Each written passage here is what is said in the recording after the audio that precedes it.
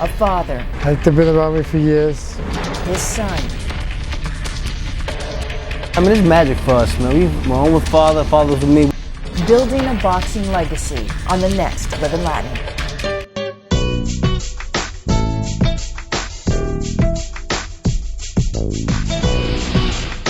Welcome to Livin Latin. I'm Valerie Cavazos. Tonight, a special show for you if you're a boxing fan or just a fan of seeing behind the scenes of a father-son relationship under the pressure of national attention.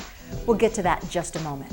Livin Latin with Valerie Cavazos is brought to you by Touchstone Energy Cooperatives of Arizona, Cox Communications, Nova Home Loans, and Precision Toyota of Tucson.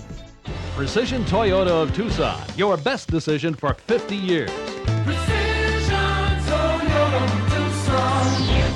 Hall of Fame boxer Hector Macho Camacho and his son Machito are household names in the boxing world, but they're just like any father and son who are relishing the chance to work together in the family business.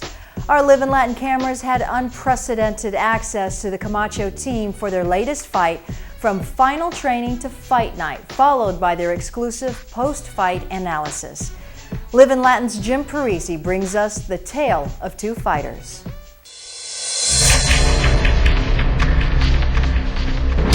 I'm a scientific boxer. You know, I'm a thinking boxer. All cute moves, leg movement, head movement, the spins. I got it all. At first, I wasn't worried about, flash or trying to come in the box and make a name for myself. Now I feel the pressure. I'm getting older, 26. But 30 is when you start thinking about retirement. So I feel the pressure now. I want to prove, I want to come out my last years and have a name for myself. So I do feel a lot of pressure. In this corner, a legendary Hall of Fame boxer with the talent to both frustrate opponents and rile up boxing fans. In the other, a young man he molds in his image, good and bad.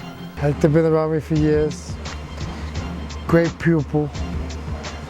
He learned all the good stuff, some of the bad stuff too.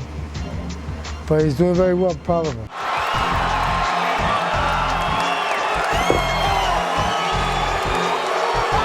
They have a really close relationship, they always have. And they do admire each other. Lisa, the Camacho manager, is in a unique position to see just how similar and different these fighters can be. Hector Sr. is, well, he's older and he's had more fights than Junior has. He's had a lot harder fights than Junior has, and he's more disciplined as far as the gym is concerned. Junior is more disciplined as far as his life is concerned. House is a mess. It's the mess, bro. Number fighters here. That's Hector Macho Camacho, a good father, mentor, trainer of his son. But he's also a mischievous guy whose antics in and out of the ring bring him the classic boos that followed him his whole career. But it's an amazing career in which he fought the best of the best and beat most of them too. Macho says it's a well-kept secret. I'm the only one in boxing history with 9 world titles, and as quiet as it kept. Why? Because I have antics out of the ring too. The bad boy rap image that he has is somewhat warranted, but not to that extent. Outside the ring, he doesn't get into fights with anyone. Someone would have to hit him for him to get into a fight. That never happens. He never does anything to anyone else. Anytime he's ever gotten in trouble for anything, it's always something he did to himself. Usually it's running red lights, things along those lines. He thinks the traffic lights don't apply to him or something to that effect. Macho time. Everything's macho time. I don't regret it, I know what I did, I know my mistake. Am I gonna worry about how people gonna portray me, respect me? I mean, they all respect me when they see me. They know I'm a humble character. But those who don't know him would never use the words humble and macho in the same sentence. They see Macho's antics in the ring as disrespectful. Some in the media accuse Macho of dodging his opponents in the ring. But Lisa says it's all by design. It's smart for him. He's a boxer, he's not a puncher. Punchers and boxers, they'll stand toe-to-toe and bloody themselves to death. Hector's a boxer. And he hits, moves, stick and move, stick and move. And if you can't hit him, you can't win the fight. Lisa says the media hardly reports on Macho's charitable side or on how he never refuses a fan's autograph, even when he has a flight to make. And I'm going, Hector, we're running out of time, Hector. We're going to miss our plane. And it's the scoutmaster saying, okay, kids, sorry. And Hector says, no, there's a couple of boys that didn't get an autograph.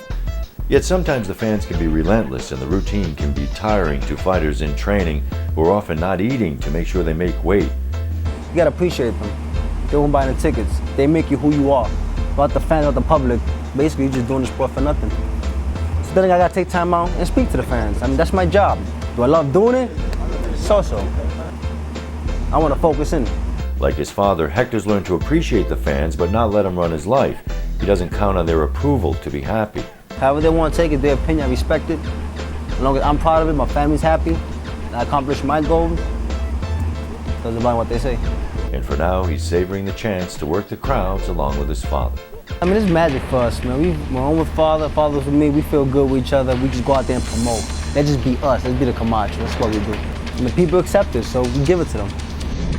Up next, we're in the gyms for the last day of the pre-fight training, then behind the scenes of the weigh-in where the Camachos anxiously await word on who they'll be fighting.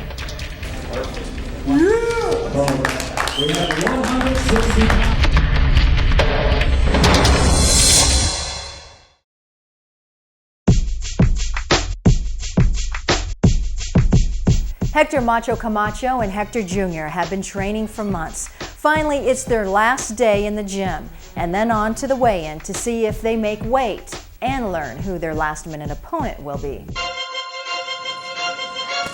There's no glory today for the Camachos. Today, like most days for fighters preparing for an upcoming bout, involves training for hours in a hot gym in the middle of summer. Both fighters have their game faces on now, clearly tired of the boredom of training. The oldest boxer in the gym that day, Macho's the first to start training and among the last to leave. Both fighters go through mental routines as the bouts draw closer, rarely matching moods until the fight itself. Senior gets the day before the weigh-in, the day before the fight, he gets cranky. Junior doesn't. The day of the weigh-in, Senior relaxes somewhat, Junior gets quiet. Quiet too, because there's a lot on his mind, much more than the average fan might think. I'm happy finally here, man. This is the time that you see your opponent face to face, you look at his body. This one actually hit us, there's time to fight. It's past the scheduled weigh-in time, and as the morning drags on, the wait continues. Still no opponents. I want to see one fighter. I can maybe get in his head and play with him. And touch his body, see him soft. Junior, now hungry and feeling weak, is getting anxious to see the man who'll be trying to hit him 2 days from now. My opponent's not here yet. We don't even have an opponent yet. I don't know who I'm fighting. I don't know how to prepare. You don't know who you're I don't know if he's black, if he's white, if he's Indian. But word eventually came, and it was good news for Hector's appetite. So I got the phone call. Camacho, your opponent's not fighting, we got another one for you. Okay, who? Guy named Francisco Barrera, so okay. What's his weight? 166, what? 166 I could eat? Started eating. Felt good, felt happy. I wasn't weak like I was feeling prior to the weigh-ins. So that was a boost itself. Started eating. Then when I eat too much, just in case he don't fight, they bring somebody else in. That's the worries you gotta go through. That's the kind of things you go through for a fight. The stress that you don't need, but it happens. So you gotta prepare for the unexpected. The senior Camacho is a man in his element when all eyes are on him. He's a natural showman outside the ring as well as inside it.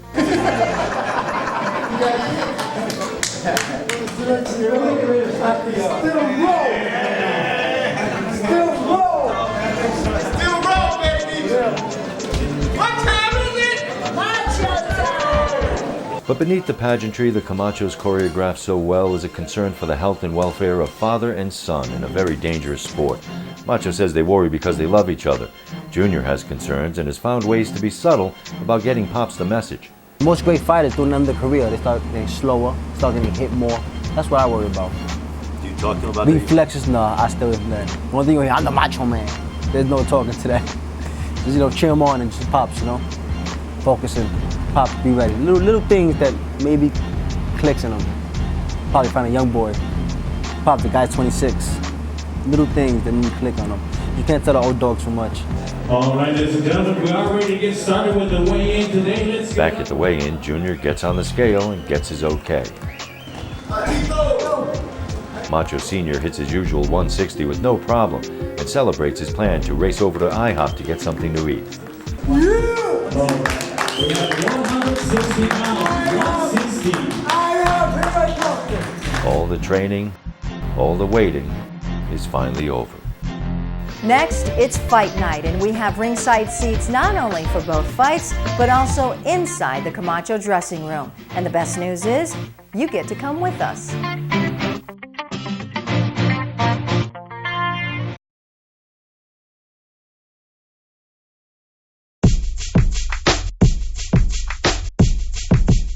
Fight fans know you rarely get to interact with fighters back in the training room minutes before a fight, never mind getting to bring a video camera.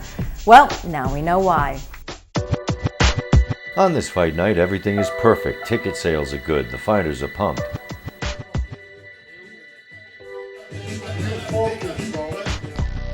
But then the chaotic world of boxing rears its head again. Earlier fights on tonight's card are canceled, leaving the crowd to wait more than an hour to see the first fight.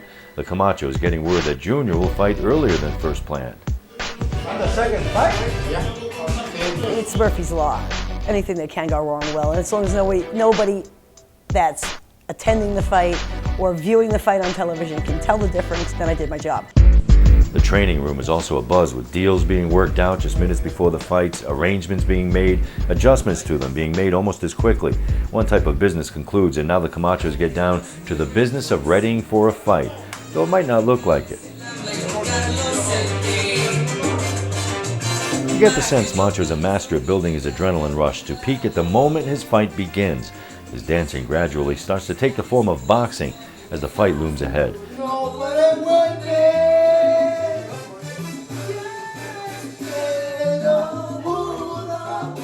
The boxers are just opposites when it comes to fight prep. Junior's mellow early on before the fight, quietly intense. They're fighting, but they get it easier too.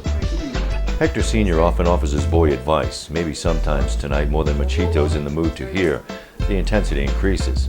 And the inside is just, grab us, don't do like this, hold it down. Big boy, big boy. Putting on the costumes for the famously flamboyant ring entrances that are the trademark of Macho time boxing is one of the fun aspects of this sport for everybody. That's how we do in the West in Tucson. Cowboy hat, bandana, cowboy shorts, chaps. Tonight the production involves smoke machines, music, and even a mechanical bull. To bring a real horse in, it would have been too much of a liability. And should the horse spook, get scared, throw him onto the floor, we wouldn't have had a fight, and that would have just ruined everything, so we didn't do that. So I got the mechanical bull, which is, they brought me a Macho bull too. Walk me through when you're walking that walk to the ring. That's the best feeling, man. I mean, it's the best feeling. It's unexplainable. But it's about you going out there, feeling the crowd, feeling the momentum, feeling the energy from the people, and that's what pumps me up. The crowd pumps me, whether it be boos, whether it be cheers. That walk is priceless. Or you get that adrenaline rush when you walk into the ring, you hear the crowd screaming, you know it's fight time. And it just clicks in, and it clicks in. The heart keeps beating harder, faster, and faster, and faster, and faster until you get into that rope. It's a unique rush because, I just like it's a vision, man, and I'm going to Lion's Den.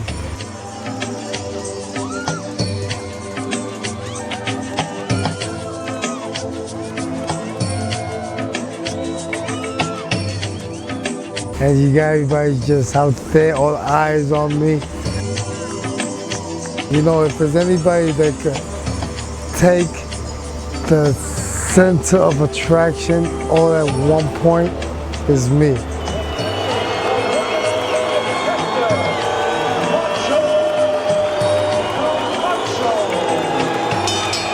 And it's what time is it?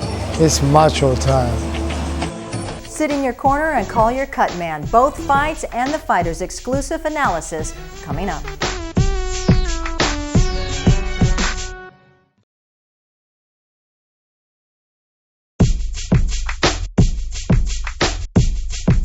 If you were one of the 5,000 or so fans at the Tucson Convention Center and had a ringside seat, you got a chance to see Hector Camacho and Hector Camacho Jr. up close and personal battling their foes. If not, here's the next best thing. Here's Macho and Junior time.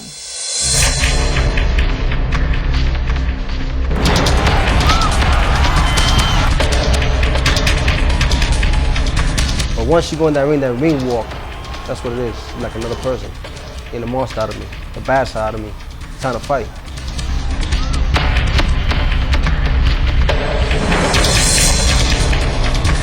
The first round, once I come out, I feel them like that, you know, then I know how to carry the fight.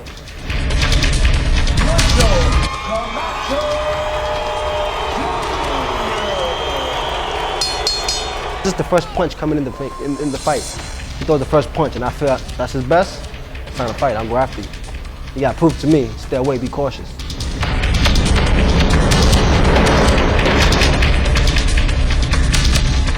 I've seen his body a little out of shape. So I said, let me go to the body. I tried to work some body shots, but I was ready to go, man. So the guy comes in with 4-day notice, 2-day notice. He can't possibly prepare for me.